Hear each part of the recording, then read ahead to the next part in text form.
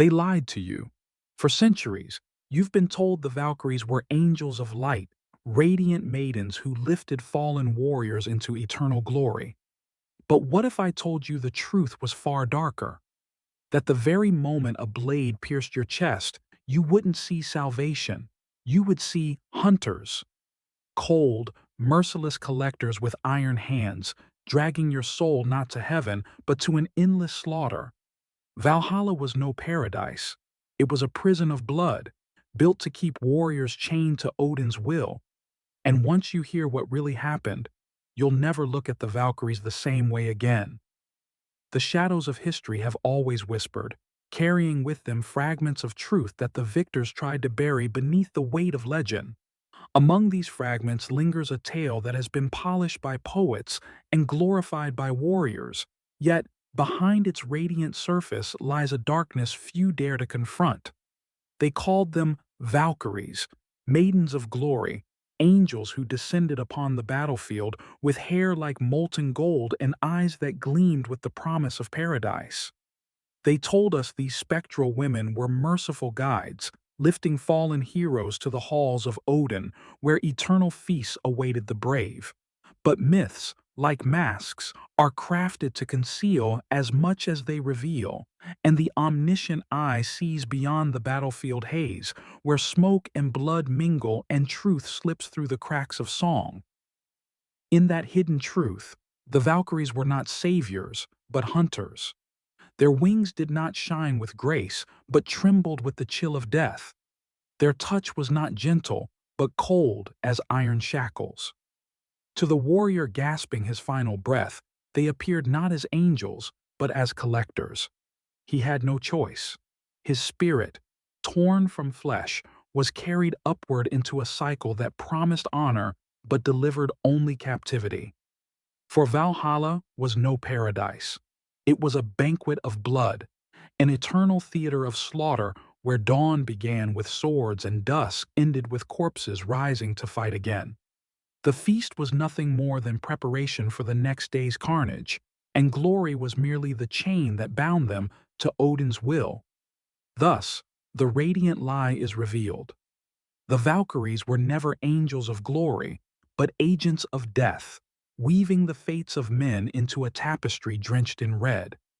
And their story, preserved in the frost of the north, offers a warning across the ages that not every gift from the gods is salvation, and not every promise of honor is free. For behind the glittering mask of myth often waits the hand of power, demanding obedience and feeding on sacrifice.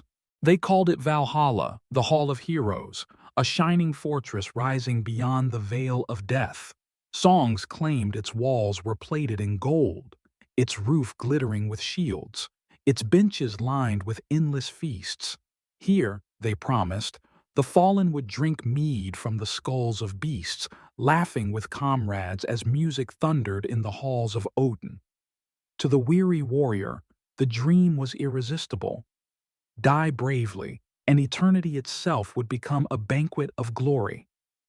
But step closer, and the glow begins to rot. The omniscient eye peers past the verses of skalds and finds not a paradise, but a theater of endless carnage. Each dawn, the warriors rise from their benches only to be driven again to slaughter. Steel rends flesh, blood floods the earth, bones are shattered, and when dusk falls, the dead rise once more to repeat the cycle. Their reward is not rest, but resurrection into torment disguised as honor. The so-called Hall of Heroes is less a sanctuary than a cage, a barracks for the enslaved dead. The feasts are nothing more than bait, the laughter a hollow echo against walls built on deception. For in truth, Valhalla was never meant to glorify the fallen. It was designed to feed Odin's hunger for war, a warehouse of souls harvested by the Valkyrie, an army shackled beneath the illusion of triumph. And so the question lingers, was Valhalla ever a gift from the gods, or merely the cruelest lie ever sung into legend? The skalds sang of Odin's favor, as if it were the highest crown a warrior could earn. To be chosen by the All-Father was to escape obscurity, to rise above the countless dead whose names were forgotten in the mud. They believed his eye swept the battlefield like a burning sun, and that those he touched would walk forever among gods. To fight under Odin's gaze was to embrace destiny itself, but the truth is colder. The chosen were not selected for mercy, nor for love of their courage. They were marked as fuel. Every soul carried off by the Valkyries was stripped of identity, dissolved into the faceless ranks of Valhalla's army. They were not remembered as fathers, husbands, or sons. They became nothing more than soldiers for a war not their own, pawns in a game whose board was carved by divine hands and stained with mortal blood. The illusion of honor masked the reality of enslavement. Odin's chosen were not the blessed, they were the claimed. Their glory was not their own, but property seized by a kind who hungered for power, a deity who built eternity not as a haven, but as a war machine. And in that realization lies the most haunting truth. The greatest reward a Viking could imagine was never freedom, never peace. It was bondage disguised as immortality, a crown hammered from chains. For centuries, poets wrapped Valhalla in silk and gold, polishing its image until even death itself looked beautiful. They sang of blazing halls, of feasts without end, of a god so generous that he crowned the fallen with immortality. And generation after generation, men believed it. They marched into battle with songs on their lips, convinced that the iron of their swords was merely the first step toward eternal glory. But myths are never innocent. They are tools, crafted, sharpened, and wielded by those who benefit most from their power. To the common warrior, Valhalla was the dream that made his suffering bearable. To Odin, it was propaganda of the highest order.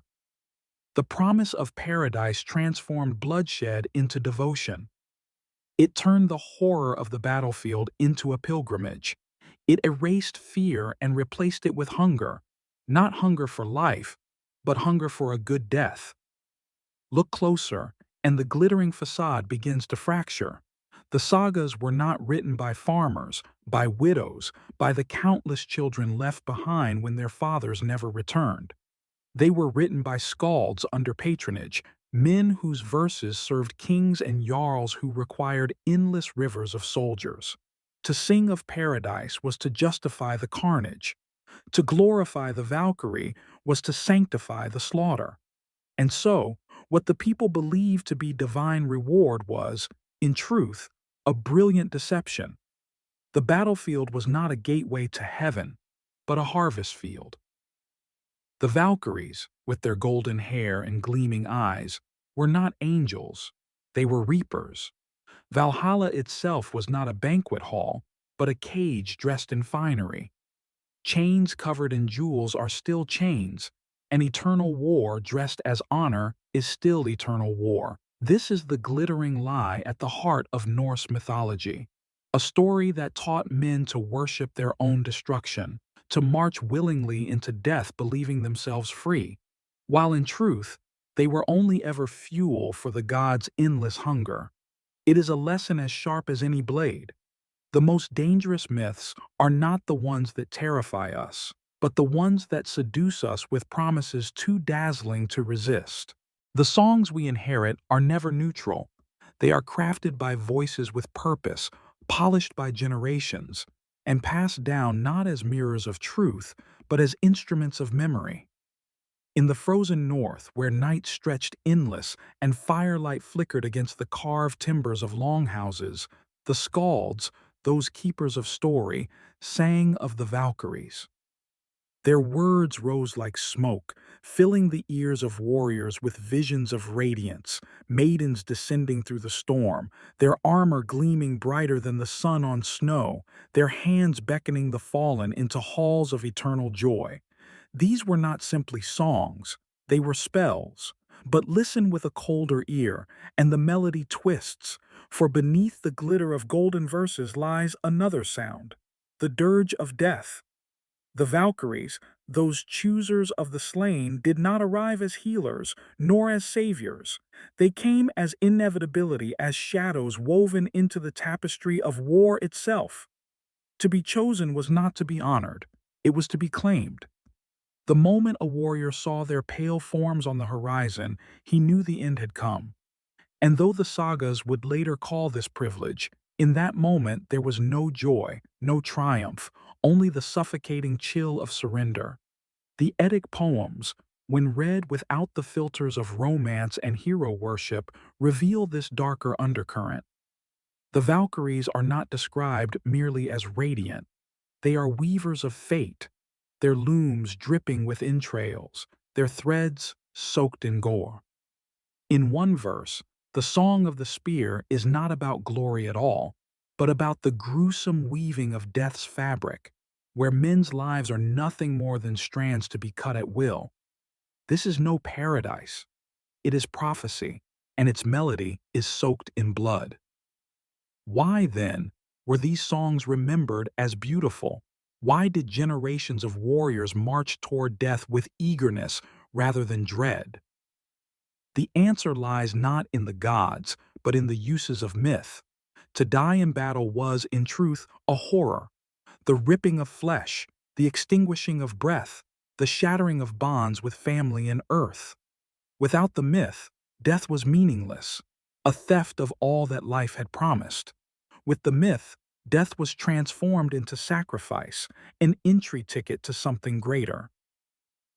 The songs that skalds sang were not mere entertainment, they were tools of transformation. They rebranded loss as triumph, grief as honor, slaughter as sanctification. This mechanism is not unique to the Norse. Across empires and ages, rulers have cloaked death in the language of glory. The Romans told their soldiers that dying for the Republic was the noblest fate. Medieval kings promised heavenly crowns to crusaders. In every age, the poor and the nameless were urged to embrace their end for a cause defined by those in power. The Norse sagas fit neatly into this pattern. The Valkyries, as sung by the skalds, were the marketing agents of Odin's empire, dressing servitude in the armor of splendor. And yet, fragments of dissent remain. In hushed corners of the old poems, one glimpses the terror that could not be erased. Descriptions of Valkyrie with blood on their lips, their laughter ringing not with sweetness, but with cruelty. Lines that hint at dread rather than joy, as if the singers themselves were aware of the double edge of their own words. These cracks in the narrative reveal the truth. Beneath the songs of glory lies a chorus of lamentation.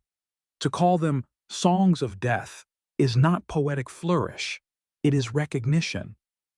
The Valkyries' music was the sound of a culture convincing itself that the grave was a gateway. It was the hum of manipulation, of fear reshaped into desire. And in this lies the true genius of myth. Not that it deceives outright, but that it persuades men to deceive themselves, to march willingly into darkness singing the very tunes that bind them. Thus, the songs of the Valkyries were not about life eternal. They were about the economy of death, about how to make endless war bearable, even desirable. To hear them today, stripped of their original context, is to feel the chill of recognition. We too live amidst songs that sanctify violence, narratives that paint blood as beauty. And if we do not listen carefully, if we do not learn from the shadows of the North, we risk repeating the same mistake, trading truth for splendor and calling our chains a crown. If the songs of the Skalds taught warriors to crave death, the image of the Valkyries as weavers of fate revealed the machinery that made such myths endure. In the dark corners of the old Eddic poems, the Valkyries are not painted merely as radiant maidens with golden hair and shining spears. They are artisans of destiny, working not at the hearth or loom of ordinary life, but at looms strung with human entrails, shuttling threads soaked in the blood of men. Their craft is not domestic but apocalyptic. Each stroke of their shuttle is a death sentence, each knot, a prophecy sealed. The Jode, preserved in the saga of Burnt Unjal, gives us one of the most terrifying glimpses into their true nature. A warrior dreams of 12 Valkyries weaving on a monstrous loom. The threads are human intestines, the weights are skulls, the shuttle is a sword dripping with gore. As they weave, they chant, "Blood rains from the cloudy web of the Valkyries' power, and spears shall be their weaving rod." This is no song of glory, it is a vision of horror. Here, death is not random. It is crafted, designed, predetermined. The battlefield is nothing more than a tapestry they weave, its outcome decided before a single blade is drawn. And this is the chilling paradox. While warriors thought themselves free, fighting with courage to earn their fate, the Valkyries' loom suggests they were never free at all. Their lives, their struggles, even their deaths were threads in a pattern already woven. Valor, choice, sacrifice, all illusions. The weavers had already decided who would fall, whose blood would water the ground, whose soul would be dragged to Valhalla. To fight bravely was not to win favor, but simply to play the part already scripted. The image of weaving is no accident. In Norse culture, women held the domestic power of the loom, turning wool into fabric, raw material into the cloth that clothed the tribe. The poets twisted this everyday image into something cosmic and terrible. If mortal women wove garments to shelter the body, the Valkyries wove wars to consume it. They were the dark reflection of life-givers, not mothers, but midwives of slaughter. The loom became a battlefield, and every thread a human life consumed for Odin's design. The terror of this vision lies in its fatalism. It suggests that no matter how strong the arm, no matter how sharp the sword, men are not masters of their destiny. They are fibers to be pulled taut, cut, and discarded when the pattern demands it. It is a theology of inevitability, one that robs death of randomness and replaces it with cold precision. To the warrior who believed the Valkyries came as angels, this truth is unbearable. They were never rescuers. They were artisans of doom, indifferent to the pleas of men. And yet, one must ask, who benefited from such a myth? For what does a man do when he is told his fate is already woven? He surrenders to it. He stops asking why. He stops resisting. Fatalism becomes obedience, and obedience becomes the fuel for endless war. In this way, the image of the Valkyries as weavers was not merely poetry, it was propaganda. It taught men that death was not just likely, but inevitable, and that to die in battle was not a tragedy, but the fulfillment of divine design. Still, fragments of dread remain in the sagas. The vision of entrails stretched across the loom cannot be romanticized, no matter how gilded the verses. It betrays the unease of a people who knew, deep down, that the stories they live by were drenched in blood. The Valkyries were not heavenly maidens waiting to embrace the fallen. They were cosmic predators, disguising control as destiny, rewriting terror as honor. To study these poems today is to feel their chill as if the loom still trembles with threads of bone and sinew. And the lesson they whisper is timeless. Whenever power convinces you that your suffering is inevitable, that your sacrifice is destiny, that death itself is woven into the order of the world, then you are hearing the song of the Valkyries, still echoing through history. The question is whether you will accept their weave or tear the fabric apart. Art remembers what words often conceal. If the skalds sang of Valkyries as radiant maidens wrapped in light, then the stones, carvings, and faded manuscripts of the North whisper something far darker. In the dim candlelight of medieval codices, in the weathered engravings left on ancient stones, The Valkyries are not angelic messengers shimmering with divine grace. They appear as shadows, gaunt, watchful, cloaked not in beauty, but in the heavy mantle of death. Their wings, once described as gleaming, are rendered black or streaked with ash, not feathers of heaven, but plumage of ravens. This is no accident. Ravens circled every battlefield of the Viking Age, gorging on corpses, their wings blotting out the sun. The raven was Odin's bird, a symbol of knowledge and omen, but also a reminder that death was never far. To portray the Valkyrie with raven's wings was to strip her of mercy, to bind her image to the scavenger. She was not a savior lifting the fallen gently to paradise. She was Carrion's sister, descending not to comfort, but to claim, to ensure that no man escaped the harvest of the slain. Consider the tapestries discovered in fragments across Scandinavia. The Valkyrie does not smile. Her eyes are hollow, her posture rigid, her spear lowered not in salute, but in judgment. She is neither lover nor muse, but executioner. The sagas may describe her as a maid, yet the art refuses the softness of that word. She is skeletal in form, angular in presence, her wings folded around her like a storm cloud. A figure of awe, yes, but awe born of fear, not love. And still, the poets gilded her image. They spoke of golden cups she bore to heroes, of mead flowing in endless celebration. But what the art suggests is far more unsettling. The cup she holds is not for nourishment, but for binding. To drink from her vessel is to accept captivity, to seal one's role in Odin's eternal war. The feast is not an act of generosity. It is the ritual of induction, a baptism into servitude disguised as honor. The black wings hover above, sealing the pact, reminding the warrior that he has not been rewarded, he has been claimed. What makes this all the more striking is the dissonance between public and private imagery.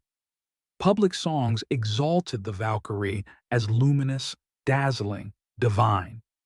Yet in the private, painstaking labor of carving and painting, the darkness refused to be erased. Perhaps the artists saw what the poets could not say. Perhaps in the silence of their craft, they preserved the truth the rulers did not want sung, that the Valkyries were not symbols of freedom, but omens of control, and that their beauty was nothing more than a mask painted over terror. To see the Valkyries' blackened wings is to see the human fear beneath the myth. For no matter how brightly the sagas shone, the people of the North knew the battlefield was not glory. It was mud, blood, and cold. It was sons taken from mothers, fathers, dees torn from fields. To call this paradise was to lie, but to carve the Valkyrie with the wings of a raven was to admit what everyone already knew, that death was ugly, that its servants were shadows, and that no golden hall could change that. And so, the image of the Valkyrie splits in two. In verse, she is the angel of victory. In art, she is the shadow of doom. This fracture is not merely aesthetic, it is ideological. The songs were propaganda, crafted to seduce. The carvings were testimony, a record of dread. Between them lies the truth, preserved in contradiction, that the Valkyries were not saviors cloaked in radiance, but executioners draped in wings, blackened by centuries of slaughter. To recognize this is to pierce the veil of myth, to see how even the gods require illusions to command obedience. For if men truly saw the Valkyries as they were, raven-winged, hollow-eyed, harbingers of captivity, they might no longer have marched so eagerly into war. They might have turned their swords not against each other, but against the very myths that bound them. And perhaps that is why the Skald sang of golden wings, while the stones remembered only the black. Every civilization edits its memory. What we inherit as legend is not the raw voice of the past, but the carefully pruned branches of a tree, shaped by those who told the story and those who needed it told in a certain way. The Norse world was no different. Its sagas, those great woven tales of gods, heroes, and fate, have come down to us not as unfiltered echoes of a pagan age, but as manuscripts recorded centuries later in a Christianized North, under the pens of scribes who were not merely recording, but reshaping. And in that reshaping, silence fell like snow, muffling the darker truths that once howled in the wind. Consider this: the Valkyries of early poetry, the terrifying weavers of entrails, the raven-winged huntresses of death, do not stride so openly through the later sagas. Their shadows remain, but softened, smoothed, rendered almost palatable. By the time Snorri Sturluson composed his Prose Edda in the 13th century, the Valkyrie had been reclothed in beauty. She appears as a maiden of brightness, bearing the drinking horn of mead, welcoming heroes to Valhalla as though she were a hostess at a feast, not an executioner on the battlefield. The loom of gore? Silenced. The black wings of carrion? Forgotten. The eternal slavery of the fallen? Transmuted into a cheerful eternity of combat that somehow feels less like torment and more like sport. Why? Because memory, when institutionalized, must serve power. In a Norse world already bending beneath the weight of Christian Europe, the sagas were written not for pagan warriors but for courts, for elites, for literate audiences who demanded coherence. The raw chaos of death myths, those tales whispered around fire pits and carved into stones, was too stark, too wild, too uncontrollable. A tamed Valkyrie could survive in manuscript form. A raven-eyed harvester of souls could not. Thus, the sagas silenced her. But silence itself speaks. In the gaps, in the inconsistencies, in the faint traces of older horror, we glimpse the censorship. The heroic epics overflow with Odin's promises of glory, but almost never pause to ask who profits from eternal war. The skaldic stanzas praise the mead cup and the banquet, but rarely linger on the cycle of endless slaughter that makes Valhalla a prison. When gore appears, it is dressed in metaphor, as if to cushion the blow. When terror surfaces, it is quickly banished, as if the story were ashamed of its own reflection. This silence was not accidental, it was political. A warrior who saw Valkyrie as death's black harvesters might hesitate to fight. A farmer's son who knew Valhalla as slavery might refuse to die for a jarl's ambition. But a warrior who believed in radiant maidens, in shining feasts, in the honor of being Odin's chosen, he would run toward death with open arms. To silence the horror was to secure obedience. To veil the truth was to ensure the blood kept flowing. Yet fragments survived, like cracks in the ice where darker waters show through. In the poetic Edda's older verses, the dissonance remains, the Valkyrie as both radiant and dreadful, both bride and butcher. Even Snorri's polished tales cannot fully hide the shadow. They speak of endless battle in Valhalla as though it were a game, but the attentive reader hears the echo of futility, of torment dressed as joy. The silence is not perfect, it is haunted by what it tried to bury. This is the great paradox of the sagas. They are at once revelations and concealments. They give us Norse myth, but only in the form already filtered, already sanitized, already shaped to serve. To read them without suspicion is to accept the mask as the face. But to listen for the silence, to notice what is missing, what is smoothed away, what contradictions remain, is to hear the ghostly voices of an older, darker truth. The silence of the sagas reminds us that mythology is not a window, but a mirror. It reflects less of what truly was and more of what the powerful needed the world to believe. And if we, centuries later, are willing to hear beyond the silence, to reconstruct the fragments of terror and blood that once haunted Viking imagination, then perhaps we can grasp the myth not as it was told, but as it was lived, raw, violent, and terrifyingly human. Every myth, no matter how radiant, hides a function. It is never only about gods and heroes, it is also about power, about who benefits from the story being told. For Odin, the All-Father, the Wanderer, the god of war and wisdom, the invention of Valhalla and the exaltation of the Valkyries were not simply cosmic truths. They were political tools, sharpened to bind men to his cause. Picture the Viking Age battlefield, a churn of mud, steel, and blood. No man could be certain of survival. Fear gnawed at every warrior, for death meant the end of family ties, the end of labor, the end of legacy. Yet into that terror the myth was sown. Die bravely, and Odin himself will claim you.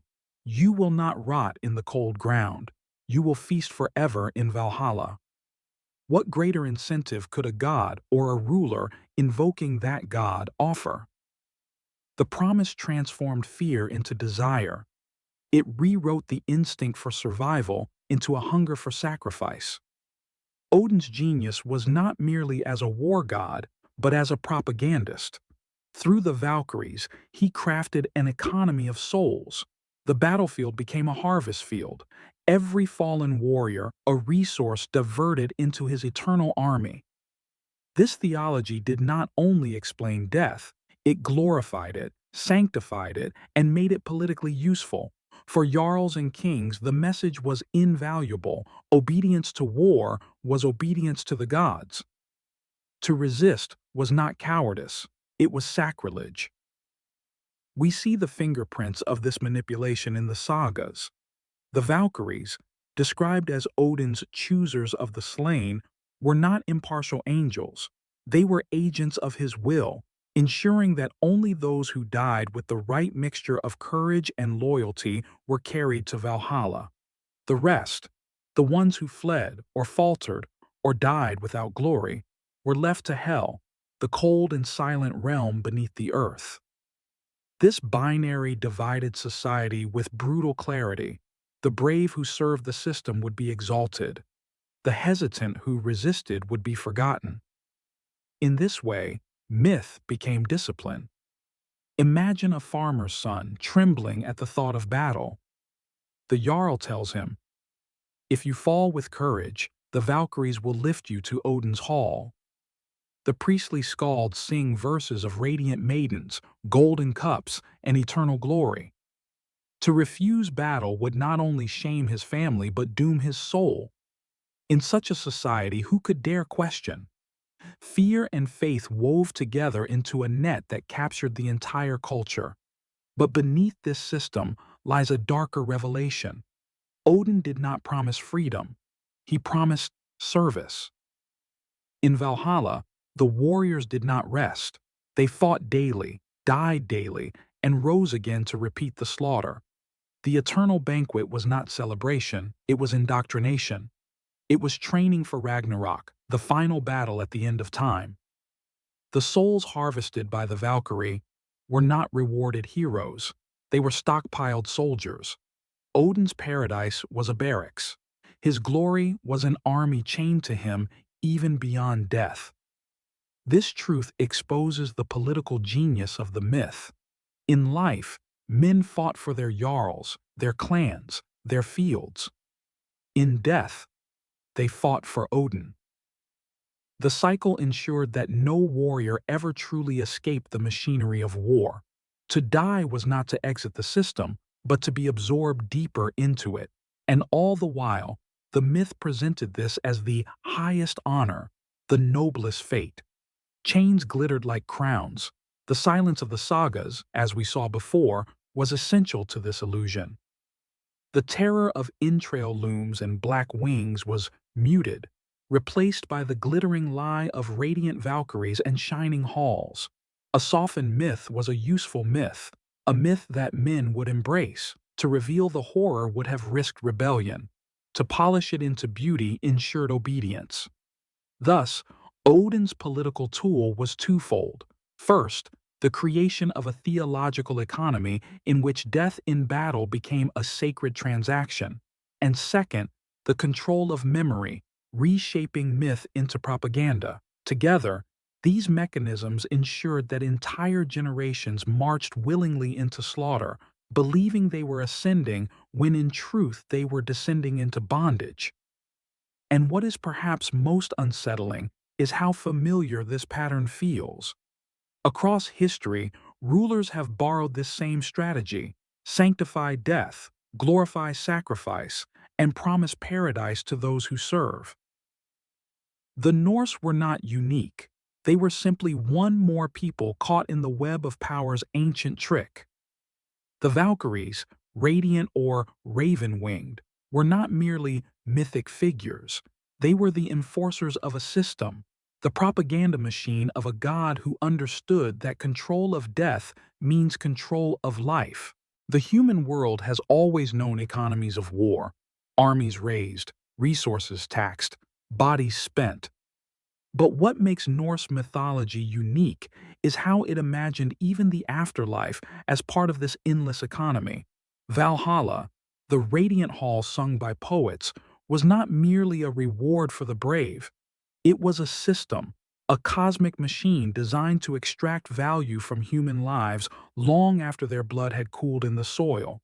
At the heart of this machine stood Odin, not only a god of wisdom but of ruthless calculation. His empire could not be sustained by mortals who lived, died, and vanished. He needed permanence, an eternal reservoir of warriors who would never decay, never rot, never truly escape his service. And so, the myth of Valhalla was forged. Every fallen hero became not a memory, but a renewable resource, a soldier harvested, recycled, and redeployed. The sagas paint the picture with deceptive brilliance. Each day, the Einherjar, the chosen dead, rise from their benches, take up their weapons, and battle one another in the golden fields of Asgard. Swords clash, spears pierce, bodies fall. Blood soaks the ground, screams fill the air. By dusk, all wounds are healed, all dead revived. At night they feast, drinking mead from the udders of the goat Heidrun and devouring endless meat from the ever-regenerating boar Saharimnir. At dawn, the cycle begins again. To the naive ear, this may sound like paradise for warriors. Endless battle, endless feasts, no final death.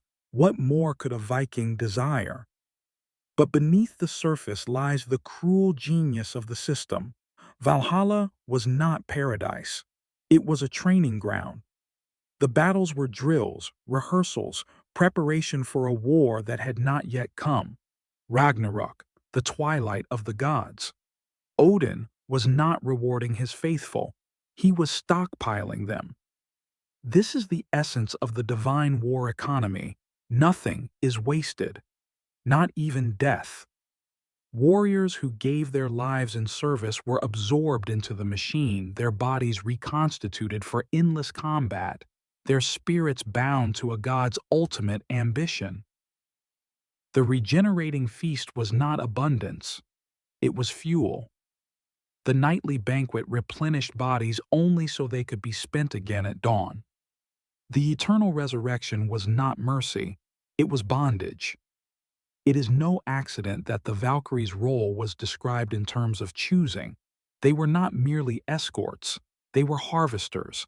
They selected not just the bravest, but the most useful, those whose skill in arms could be fed into Odin's war machine. A coward's death was wasted. A warrior's death was an investment.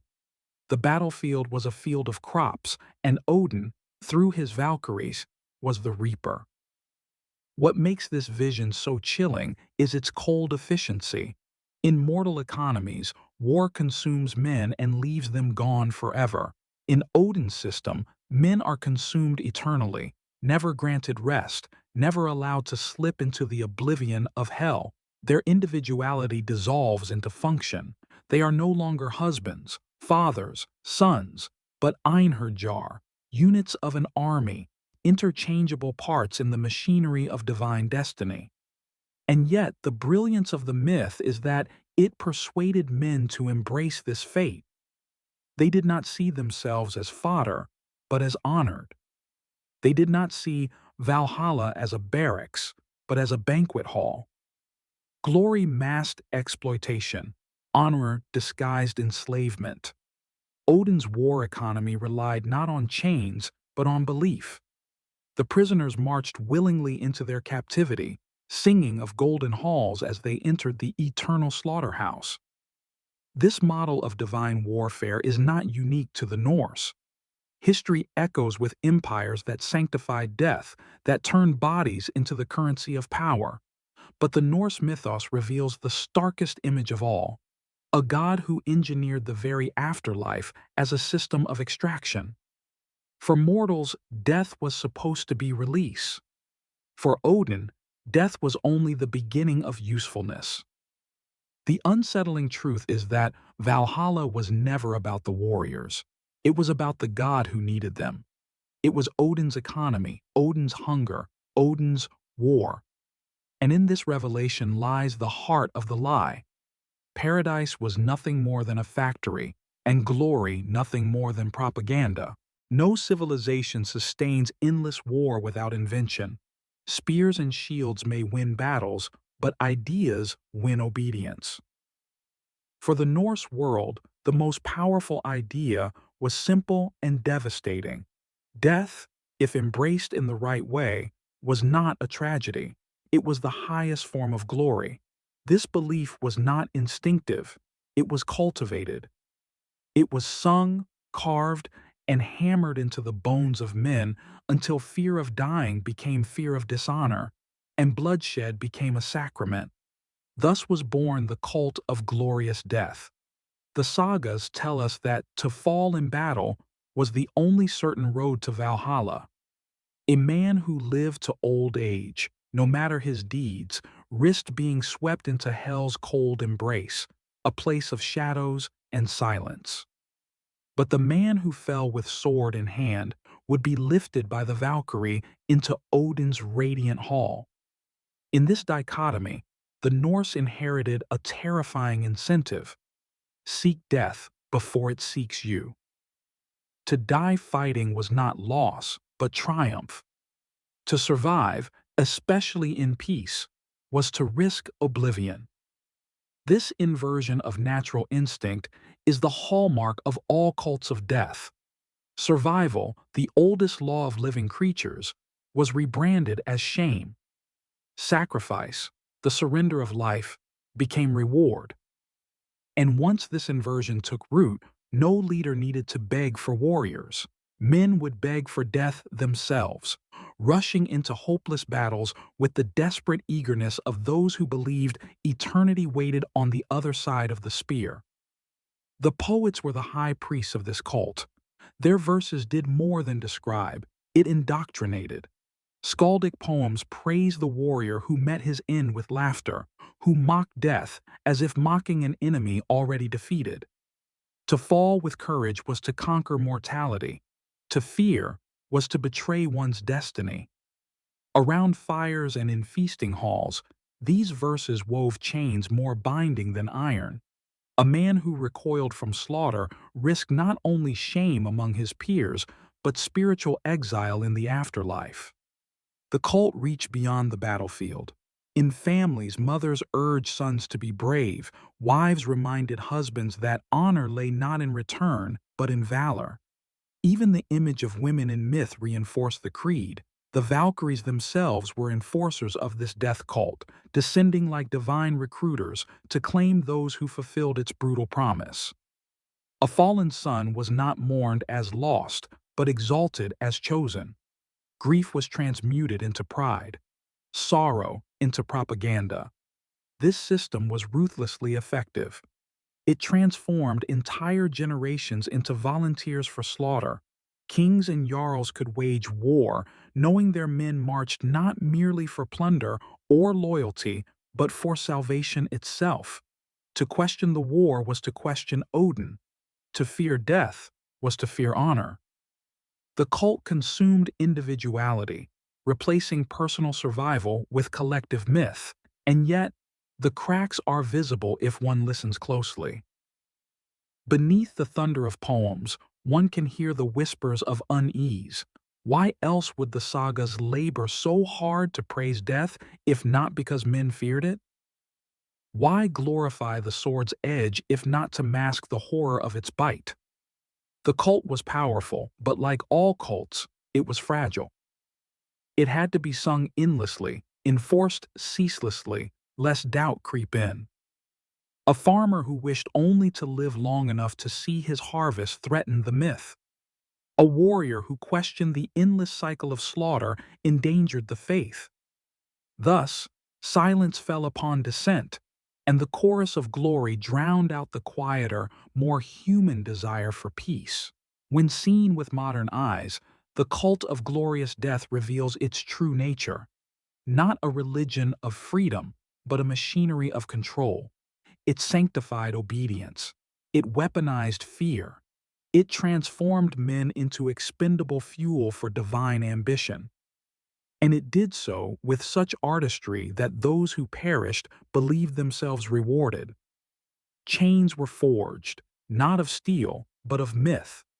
In this, Odin's brilliance was also his cruelty. He did not force men into battle. He seduced them into it. He made them long for the very fate that devoured them. And even now, across centuries, the echo of this cult lingers, warning us how easily power can rebrand death as glory, suffering as honor, bondage as salvation. History does not survive by accident. It is sculpted, trimmed, and polished until what remains serves those who control it. The Norse sagas, often hailed as direct windows into a pagan past, are in truth mirrors, reflecting not the raw voices of the fallen, but the selective vision of the victors. Nowhere is this clearer than in the way memory itself was manipulated to sustain the cult of glorious death. In the earliest whispers of Norse poetry, there is ambiguity. Valkyries loom both as angelic maidens and as carrion sisters. Valhalla flickers between banquet and barracks, between paradise and prison. But as these tales were retold, reshaped, and finally recorded in the Christianized North, the sharp edges of terror dulled. The looms of entrails, the blackened wings, the horror of eternal combat, they were softened or erased. In their place stood gleaming visions, maidens with golden cups, halls of endless feasts, laughter in the face of death. This was not mere storytelling. It was the careful curation of memory. To remember selectively is to govern. A culture that remembers the battlefield only as glory will march willingly to war. A people who recall Valhalla only as paradise will never question the chains hidden beneath its feasts.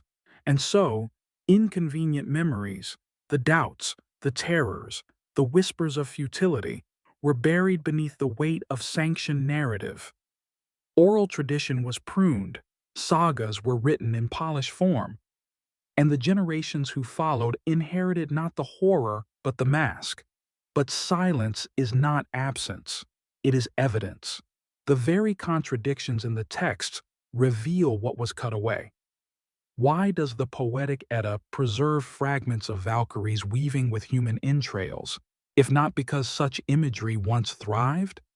Why does the prose Edda strain to present Valhalla as radiant, if not because darker versions still haunted the culture?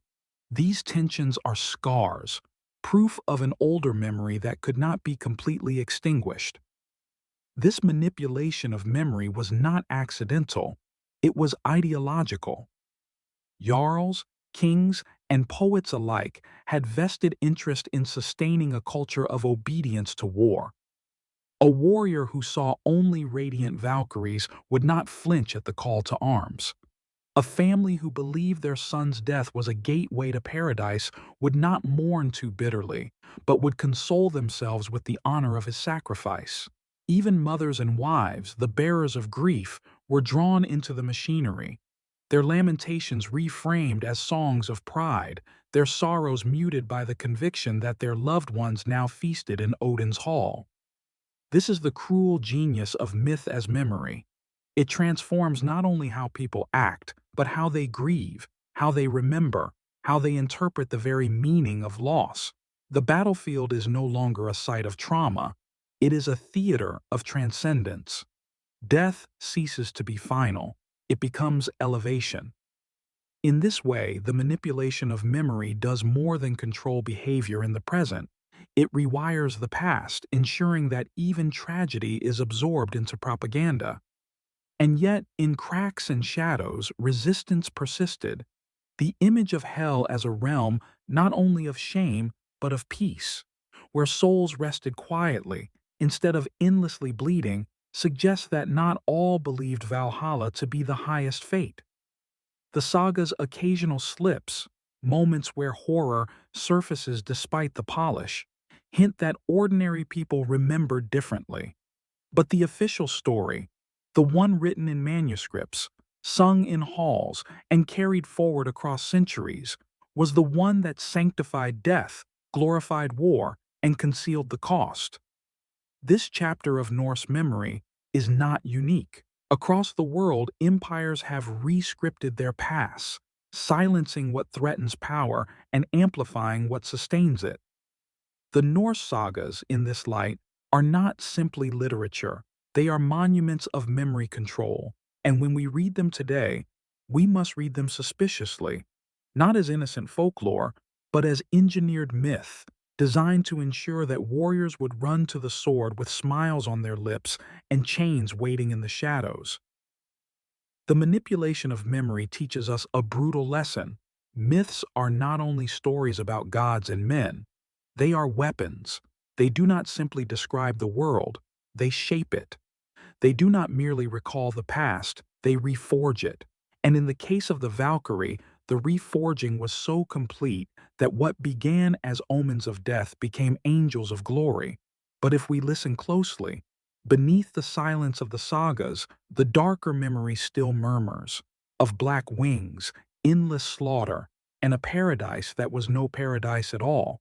The sagas call them choosers of the slain. The poets sang of their beauty, their golden hair flowing in the wind, their hands extending the drinking horn of mead to the fallen. For centuries they were remembered as guardians, gentle escorts who bore warriors from the agony of the battlefield into the warmth of Odin's hall. But what if this image was never their true face? What if the Valkyries were not guardians at all, but collectors, agents of a harvest as cold and impersonal as winter itself? To the dying warrior, the battlefield was chaos. The air reeked of iron and blood, screams mingled with the clashing of steel, and the earth drank deep of crimson. In that haze he might glimpse a figure, tall, spectral, radiant. She does not comfort him. She claims him. Her eyes glint, not with mercy, but with inevitability. He does not ask where he is going because the choice is no longer his. The Valkyrie does not guide. She seizes.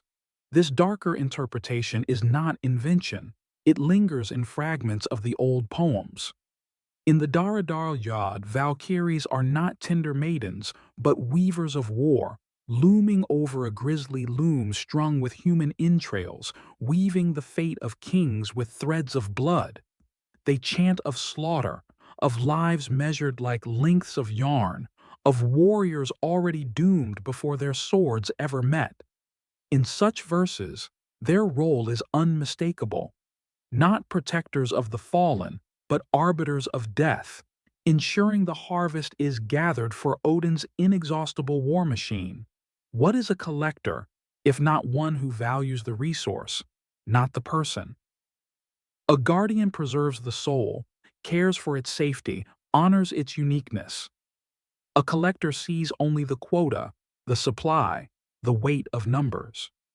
To the Valkyries, A warrior was not an individual, but an item for Odin's treasury, a spirit to be recycled in Valhalla's endless cycle of combat and resurrection. A man's laughter, his grief, his love, these were stripped away. What remained was the fighter, the function, the blade arm that Odin could wield.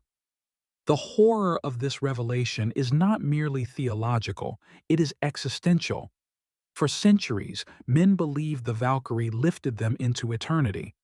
In truth, she stripped them of eternity and bound them into an economy of death.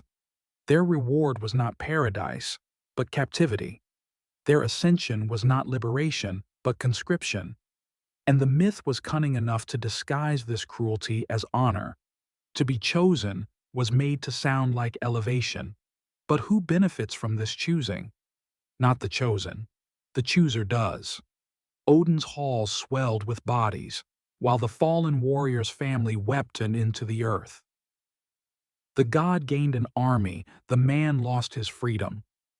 In this light, the Valkyries resemble less the angels of Christian imagination and more the tax collectors of empire, roaming the fields of battle to ensure no drop of blood went untapped.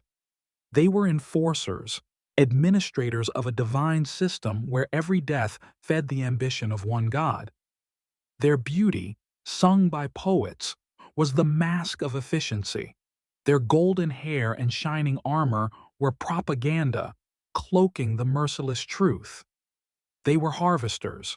This is why the sagas had to soften them, why later tellings painted them with gentler colors.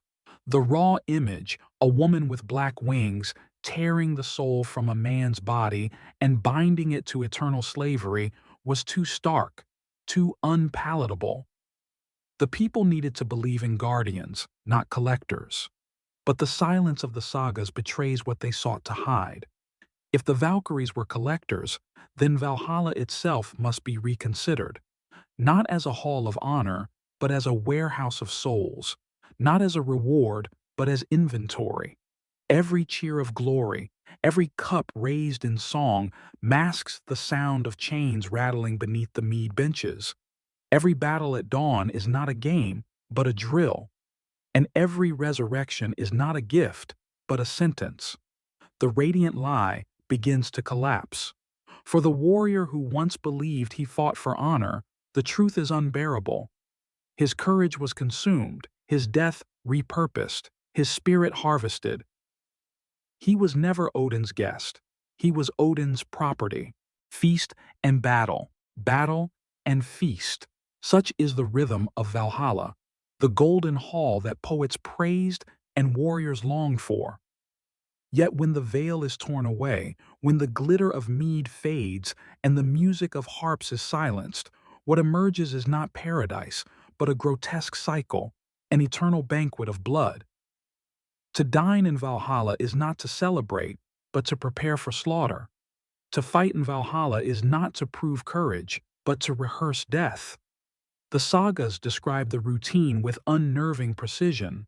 At dawn, the Einherjar, the chosen dead, rise from their benches. Weapons gleam, shields thunder, and they rush into combat upon the fields of Asgard.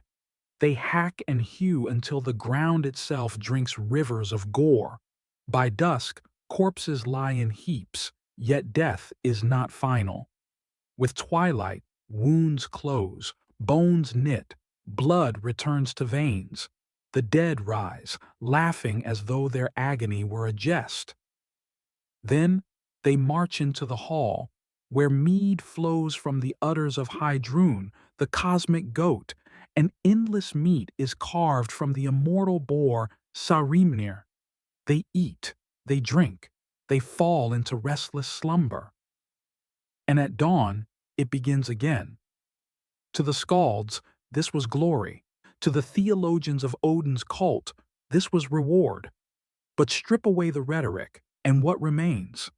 A theater of slaughter, a cycle of violence made eternal, warriors reduced to actors in a grotesque pageant, their deaths reset with every sunset, their triumphs erased with every sunrise. The banquet is not indulgence, it is maintenance. The meat restores the flesh only so it can be torn again. The mead replenishes the spirit only so it can scream again. Valhalla is not heaven. It is a slaughterhouse disguised as a feast. This cycle reveals a truth about Odin's cunning. He promised eternity, but eternity without change is not bliss, it is imprisonment. The Einherjar are not permitted to grow, to rest, to transcend. They are trapped in ritual, bound to a war that never ends. Every wound is meaningless because it is erased. Every victory is hollow because it is forgotten. The banquet becomes a cruel parody of abundance, an endless supply of food and drink, masking the reality that the warriors themselves are the true resource being consumed. And yet, this nightmare was sold as honor. The sagas insist that warriors laughed as they fell, eager for resurrection, eager for more. But who authored those words? Poets paid by chieftains, scribes shaping memory, elites who profited from a culture where men marched willingly to their deaths. Of course they sang of joy. The machine could not function if the captives realized their chains. Look closer, however, and doubt festers. What kind of paradise requires daily slaughter? What kind of God demands an army that never rests? The very structure of Valhalla betrays its purpose. Not reward, but preparation. Every feast is a ration. Every battle is a drill. The Einherjar are stockpiled, their identities dissolved into a mass, their eternity reduced to endless readiness for Ragnarok. This is why the banquet is blood-drenched, not because of the gore that soaks the fields, but because of the truth it conceals. The feast is not for the warriors, it is for Odin. He consumes their loyalty, their labor, their very souls, until they are nothing but extensions of his will. They are not guests at his table, they are rations in his storehouse. And the cruelest irony? Many of them desired this fate. They believed they had been elevated, chosen, honored. They did not see that they had been commodified. Glory became the mask of exploitation, honor the language of enslavement. The banquet of Valhalla is therefore not only drenched in blood, it is drenched in lies. When we peel back the song and stare into the silence, we see Valhalla for what it truly is. Not a hall of heroes, but a factory of corpses. Not a paradise, but a prison. Not a reward, but a cycle of consumption. The blood-drenched banquet is the ultimate symbol of Odin's war economy. An eternal feast where the food is infinite, but the cost is the eternal bondage of the dead. What greater irony could myth conceive than this? The warrior who longed for freedom in death finds only another chain. The saga poets sang of Valhalla as elevation, a hall of heroes where the worthy are honored beyond the grave. But peel back the gilded words, and the reality reveals itself with the chill of iron. Heroes are not honored, they are harvested, not rewarded, but repurposed. In Valhalla, eternity is not liberty, it is slavery. Consider the Einherjar, those warriors handpicked by the Valkyrie, lauded as Odin's chosen. Their reward is not rest, it is labor. Day after day they wake to combat, slashing and killing one another in endless drills. Night after night, they sit at a feast that replenishes only to prepare them for the next day's carnage. They are not masters of their fate. They are soldiers in permanent conscription, bound to a god's ambition. The chains are invisible, but no less binding. This slavery is subtle, disguised by the trappings of honor. A warrior does not see himself as a captive. He sees himself as exalted. He does not question why his death has been denied finality. He thanks Odin for resurrection. Yet the very structure of Valhalla exposes the truth. If their afterlife were truly reward, why the endless drills? If their fate were truly joy, why the cycle of slaughter? The Einherjar are not guests at a banquet. They are livestock in training, a standing army kept eternally ready for a war that is not theirs. For whom do they fight? not for their own families, long gone to hell or forgotten by time, not for their own honor, which has already been claimed by death. They fight for Odin alone. Every sword raised, every wound endured, every scream in Valhalla feeds not their glory, but their master's cause. The heroes, whose courage once belonged to themselves, are converted into fuel for Ragnarok. Their eternity is consumed in anticipation of a battle they did not choose. This transformation of hero into slave reveals the cruel genius of Odin's mythology. He did not need to force obedience with chains. He manufactured belief so powerful that men marched willingly into bondage. They sought the Valkyries, begged for their touch, and mistook captivity for exaltation. The true prison of Valhalla is not its walls, but its illusion. The radiant lie that convinces warriors they are free while they serve as eternal thralls.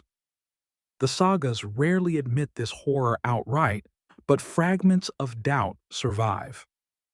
The endless cycle of slaughter, described with such relish by the poets, carries a note of futility. What victory can exist when every death is undone? What meaning remains when every triumph is erased at dusk?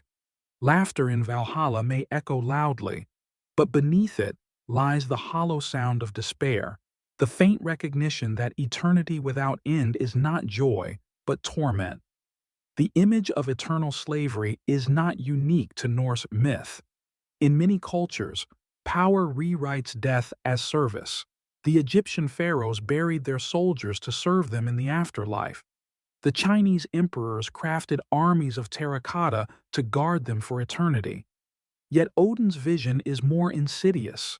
His soldiers are not entombed or frozen in clay. They are conscious, resurrected, endlessly aware, endlessly fighting. Their chains are eternal awareness without escape. And still, the brilliance of the lie endures. Warriors embrace this fate. They believed slavery was glory. They called bondage freedom. They mistook a prison for a palace. And so long as belief endured, Odin's army grew, swelling with souls who marched into captivity smiling, drunk on promises of honor.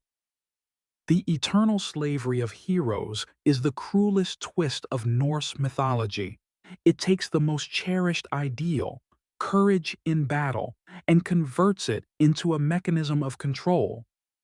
It transforms the warrior's greatest triumph, his willingness to die, into the source of his eternal bondage, and it whispers across centuries a warning.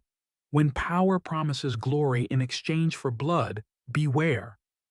Behind the golden hall may wait only chains, and behind the shining Valkyrie, a collector's hand. Every myth has its horizon, and in Norse cosmology, that horizon is Ragnarok, the doom of the gods, the final convulsion where the cosmos itself cracks under the weight of fate. The skalds sang of wolves devouring the sun, of Midgard consumed in fire, of gods and monsters clashing in apocalyptic fury. And always at Odin's side stood the Einherjar, the chosen dead, drawn from Valhalla's benches, an army of heroes resurrected not for peace, but for annihilation. Here lies the terrible truth. Valhalla was never paradise. It was preparation. The endless battles, the daily slaughter, the grotesque banquet of blood, all were rehearsals for a single war. A war not of their choosing, but of Odin's. Ragnarok was not their destiny, it was his, and they were the fodder. The sagas frame Ragnarok as inevitability. The gods know it is coming, the seers have spoken, the fates have woven their thread. Yet inevitability does not erase intent. Odin's entire design for Valhalla reeks of strategy, not fatalism. Why else would he demand warriors slain in battle? Why else would they be forced to fight and die every day, their skills sharpened, their spirits hardened? Why else would their eternity be reduced to endless drills, if not to forge an army for the final war? The prophecy, then, reveals Valhalla's true function, not as reward for the brave, but as armory for the gods. The Einherjar are stockpiled souls, weapons in flesh, trained and stored until the day Odin unleashes them against the giants and the wolf Fenrir. In this light, every Valkyrie's harvest, every soldier's death, every mother's grief was bent toward a single purpose: the preservation of divine power in a war destined to consume both gods and men. And what is the promise for the warriors themselves? None. They will die again at Ragnarok, this time without resurrection. Their eternal drills, their endless slavery, culminate in one last expenditure. They are the currency Odin spends to delay his doom, the shield wall of humanity thrown against a cosmic storm. Their loyalty, their courage, their very existence squandered in a battle where even the gods themselves fall. This is the darkest twist of the prophecy. The Einherjar are told they fight for glory, but in truth, they fight for nothing.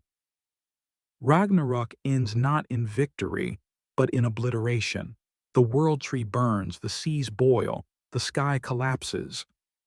Odin himself is devoured by Fenrir, Thor falls to Jormungandr, and the Einherjar are swept away in the tide of chaos. Their eternity of preparation achieves nothing but delay. Their slavery ends not in reward, but in cosmic ash. And yet, Odin's myth endures because it reframes futility as purpose. The warriors are told that to fall alongside the gods is the highest honor, that even annihilation is glory, so long as it is shared with their divine master.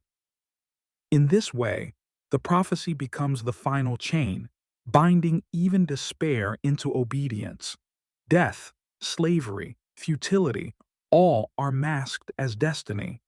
But when the mask cracks, when we peer into the raw truth of the prophecy, we see the machinery of manipulation exposed.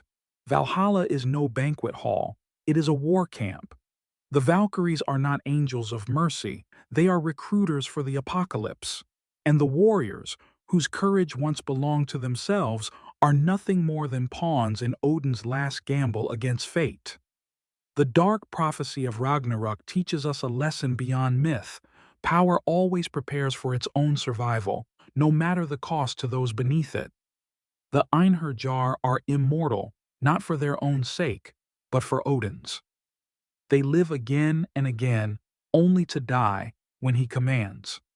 Their eternity is mortgaged to a god's desperation, and their final reward is not salvation, but silence in the ashes of the world. Every deception has its breaking point. For generations, warriors marched to their death smiling, lulled by the promise of radiant maidens, endless feasts, and eternal honor. Mothers buried their sons with pride instead of rage. Poets gilded slaughter with verses of beauty. The saga compilers softened gore into metaphor. Yet illusions, no matter how skillfully crafted, cannot endure forever. The mask must fall. And when it does, the face beneath is not divine, it is monstrous. Strip away the golden veneer of Valhalla, and what do we find? Not a hall of glory, but a barracks of the enslaved. The Einherjar, exalted in song, are revealed as nothing more than soldiers bound to endless drills. Their laughter is the laughter of captives trained to mistake their chains for garlands. The banquet is not reward, but ration. The Valkyrie is not savior, but collector. The honor of being chosen is merely the triumph of exploitation. The mask cracks first in the contradictions. Why should the slain fight again each morning if not to serve another's purpose? Why should Valhalla's delights never change, if not because they are bait designed to distract from bondage? Why should the promise of Ragnarok be framed as noble destiny, if not to conceal the futility of dying again for nothing? Each question pries loose a piece of the mask until the whole facade collapses, revealing the skeletal machinery beneath. And what emerges is not just a different version of the myth, it is an indictment of power itself. Odin, far from being the wise Allfather, is exposed as an emperor of death, hoarding souls to fuel his war. The Valkyries, once angelic maidens, become his enforcers, the recruiters and harvesters of an eternal army. Valhalla itself is the barracks of empire, its golden rafters echoing not with hymns of joy, but with the clank of invisible shackles. When the mask falls, the true horror is not only what these myths conceal, it is how effectively they controlled. The belief in Valhalla persuaded men to embrace slaughter willingly. The vision of radiant Valkyrie convinced them to mistake captivity for transcendence. Entire generations were manipulated, their courage hijacked, their deaths commodified. Myth was not memory, it was propaganda. Yet even propaganda leaves shadows it cannot erase. The fragments of older poems, the darker glimpses of Valkyries weaving entrails or circling the battlefield as ravens, linger like ghosts. They whisper of an older, truer memory, that death was feared, that gods demanded sacrifice, that honor was forged in terror, not joy. These fragments are the cracks in the mask, reminders that the radiant lie was never perfect. The collapse of illusion reveals a lesson with unsettling resonance. Myths are rarely what they claim to be. They are not sacred truths handed down untouched. They are weapons crafted to shape behavior, to channel obedience, to sanctify power. In the Norse world, the myth of Valhalla transformed death into service, grief into pride, slavery into glory. And in that transformation, the most precious human act, the willingness to die, was converted into currency for the gods. The mask has fallen, but the question remains, what do we see in its place? For some, only despair, the recognition that what they loved was a lie. But for others, revelation, the chance to confront the myth not as deception, but as warning. If the Norse themselves could be convinced to march into eternal bondage with smiles on their lips, what illusions bind us today? What radiant promises conceal our own chains? The Valkyries, once shimmering angels of glory, now stand exposed as agents of death, their beauty revealed as mask, their wings as shadow.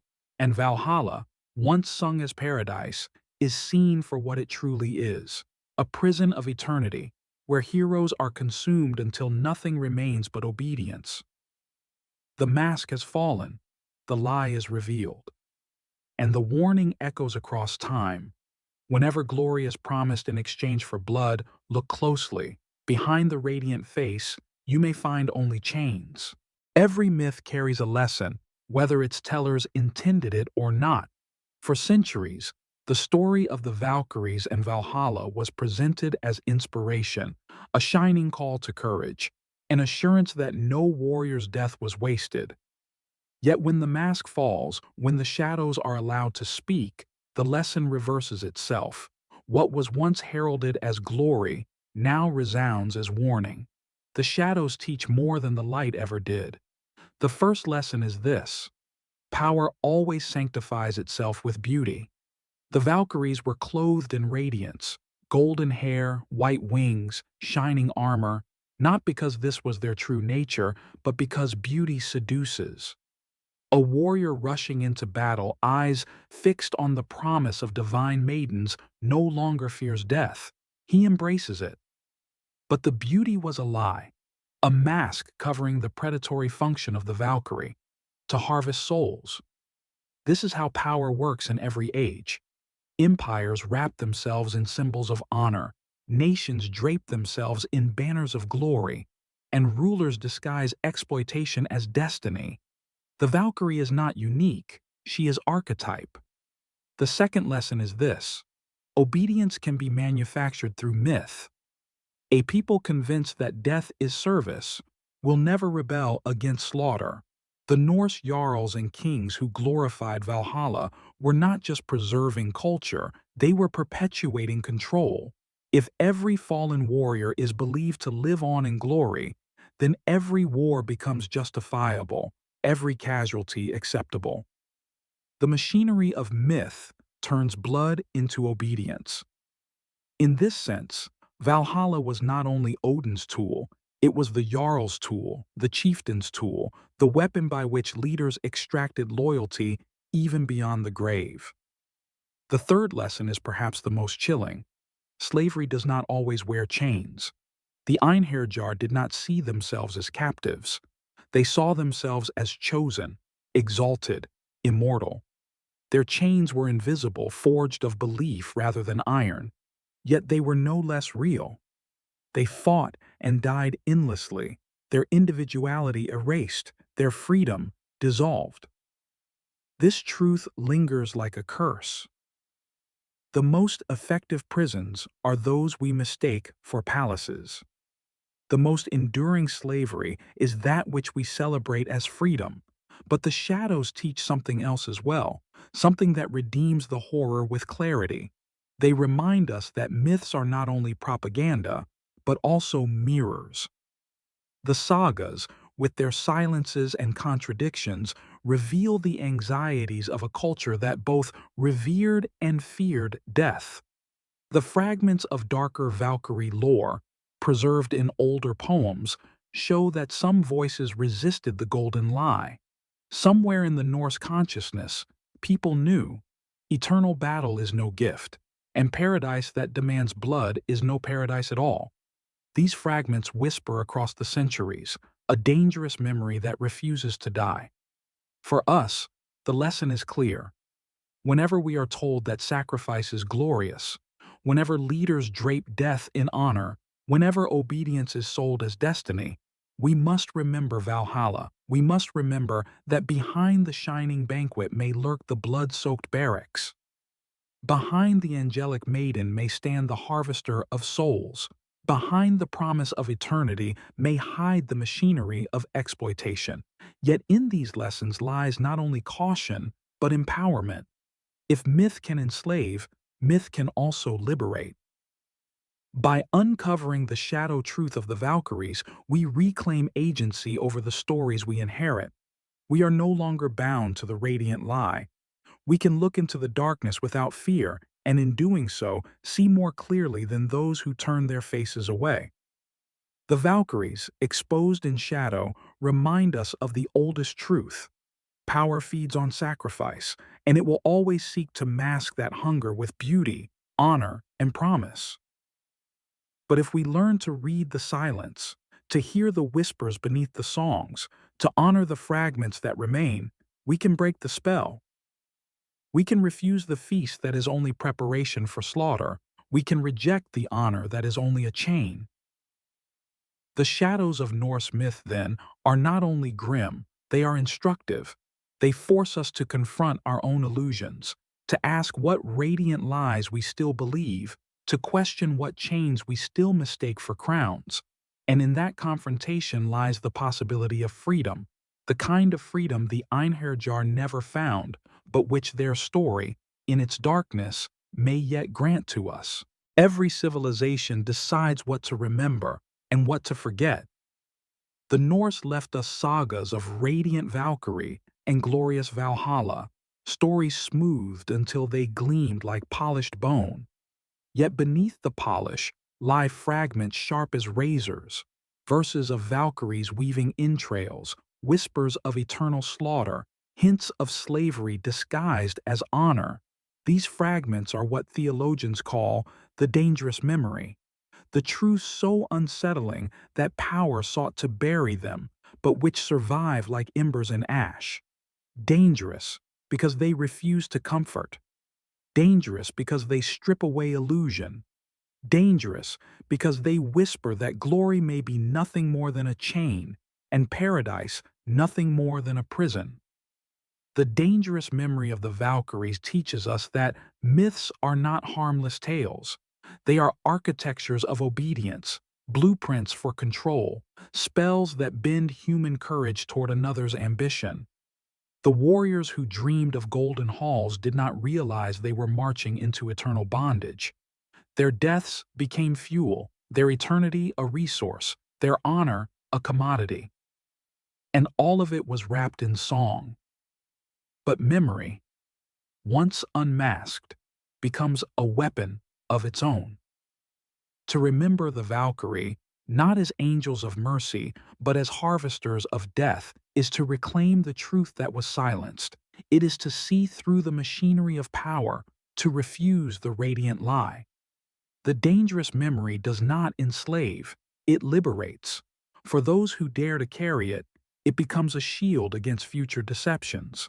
The lesson extends far beyond the Viking age. Every empire crafts its Valkyrie, every age invents its Valhalla. We are told that dying for the nation is noble, that labor for the powerful will be rewarded, that obedience will lead to paradise. But the dangerous memory warns, beware the banquet that promises eternity, for it may hide only the endless grind of exploitation. Beware the angel who promises glory, for she may be the collector of your soul. Beware the myth that sanctifies power, for it may be the chain you do not see. And yet, there is hope in the shadow. The Norse who sang of radiant maidens also whispered of darker truths. They remembered, however faintly, that paradise was built on blood. They left us fragments, cracks in the mask, enough for us to reconstruct the truth. And in that act of remembrance lies freedom. If we listen carefully, the dangerous memory does not enslave us to fear, it awakens us to vigilance. To carry this memory is to honor not the lie of Valhalla, but the humanity of those who were consumed by it. It is to give voice to the warriors who laughed in death, not because they were free, but because they had been deceived. It is to refuse to let their bondage be forgotten, to see their eternity not as glory, but as warning. The dangerous memory demands courage of us as well. To keep it alive is to resist the radiant lies of our own age, to question the myths that justify injustice, to see through the illusions of honor that mask exploitation. It calls us not to reject myth entirely, but to wield it differently, not as chains but as mirrors, not as weapons of power, but as tools of truth. The Valkyries remain, their wings black with shadow, their hands cold with death. But now we see them clearly. No longer angels of glory, they are agents of obedience, symbols of the radiant lie. And in seeing them, we learn to recognize their descendants wherever they appear, whether in the banners of empires, the rhetoric of leaders, or the promises of institutions that demand sacrifice in exchange for reward. This is the gift of the dangerous memory. Clarity. A clarity paid for with blood, preserved in fragments, whispered through centuries, waiting for those brave enough to listen. And so the tale closes not with comfort, but with challenge. The dangerous memory is ours to keep, or to forget. If we keep it, it may protect us from the radiant lies yet to come. If we forget it, the cycle begins anew, and once again the Valkyries will descend, their beauty a mask, their touch a chain. The choice is ours.